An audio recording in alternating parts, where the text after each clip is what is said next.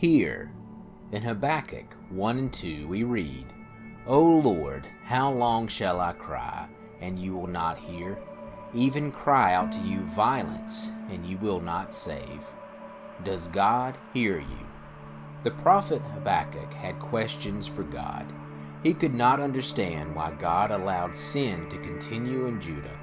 Habakkuk cried out for revival, but his prayers seemed to be hitting the ceiling. The faithful prophet was tormented by the wickedness he saw. He desired immediate resolution, but God had other plans.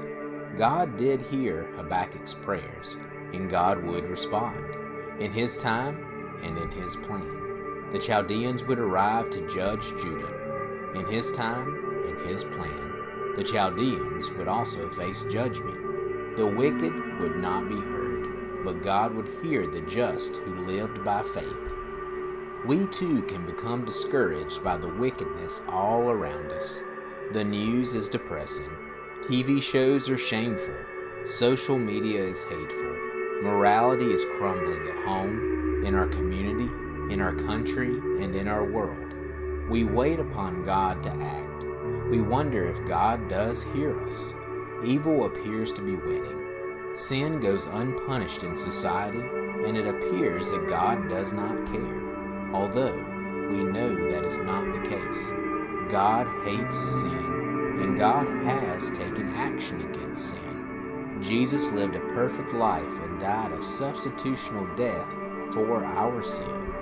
God will take further action against sin. All the wicked will be judged, and He will create a new heaven and earth. The wicked will not be heard, but God continues to hear the just who live by faith.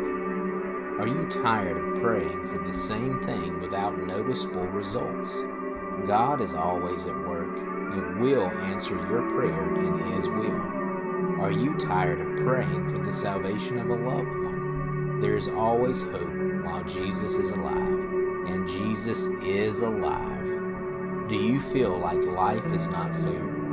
God is just and will use all things to accomplish His good purpose, which is to conform you to the image of His Son. God hears your prayers, and He will always answer with yes, no, or wait. We need to trust His timing and purposes. God, thank you for hearing my prayers. I prayed for forgiveness, and you saved me. I prayed for comfort, and you gave me your Spirit.